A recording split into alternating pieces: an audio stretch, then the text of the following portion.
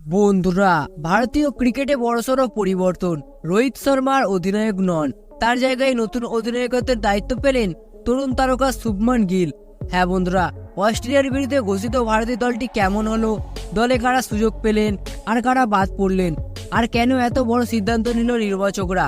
তো বন্ধুরা, এই সমস্ত বিষয় নিয়ে বিস্তারিত আলোচনা করবো আজকের এই ভিডিওটিতে।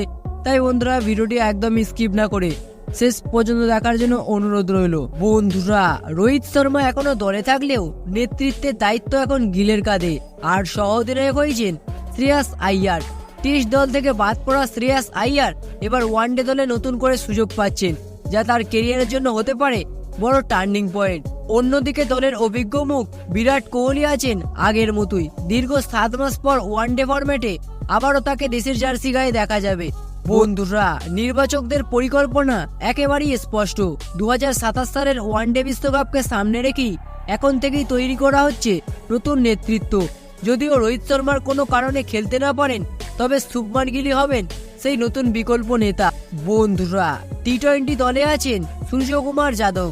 এই দলে রাখা হয়েছে এশিয়া কাপ জয়ী স্কোয়াডকে প্রায় অপরিবর্তিত অবস্থায়।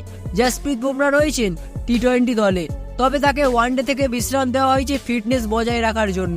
সবচেয়ে বড় ধাক্কা এসেছে মোহাম্মদ শামিকে নিয়ে। দীর্ঘ চোট সারেনি এখনো, তাই তাকে অস্ট্রেলিয়া সফরে কোনো ফরম্যাটেই রাখা হয়নি।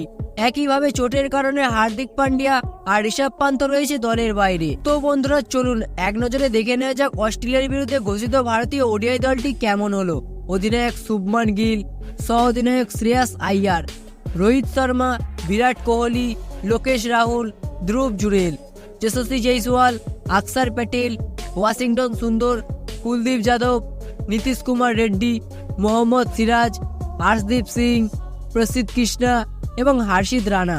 বন্ধুরা, এই দলটি অভিজ্ঞতা আর তরুণদের মিশেলে গড়া একেবারেই ভারসাম্যপূর্ণ একটি স্কোয়াড। বন্ধুরা, 19 অক্টোবর থেকে শুরু হচ্ছে 3 ম্যাচের ওয়ানডে সিরিজ, আর তারপরই 5 ম্যাচের টি-20 সিরিজ। রোহিত শর্মা ও বিরাট কোহলিকে আমরা আবারও মাঠে দেখতে যাচ্ছি দীর্ঘ বিরতির পর।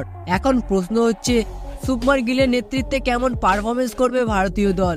তো বন্ধুরা, আপনার কি মনে হয়, গিল কি পারবেন রোহিতের উত্তরসূরি হতে? এই বিষয়টিকে নিয়ে আপনার কি মনে হয়? আপনার মূল্যবান মতামতটি অবশ্যই কমেন্ট বক্সে লিখে জানাবেন, এবং ভারতীয় এই নতুন দলটি আপনার কেমন লাগলো সেটিও অবশ্যই কমেন্ট বক্সে লিখে জানাবেন। তো বন্ধুরা, ভিডিওটা দেখে যদি একটু ভালো লেগে থাকে তাহলে ভিডিওটিতে অবশ্যই একটু লাইক করে দেবেন, এবং চ্যানেলটিতে নতুন হলে অবশ্যই চ্যানেলটি সাবস্ক্রাইব করে দেবেন। ধন্যবাদ।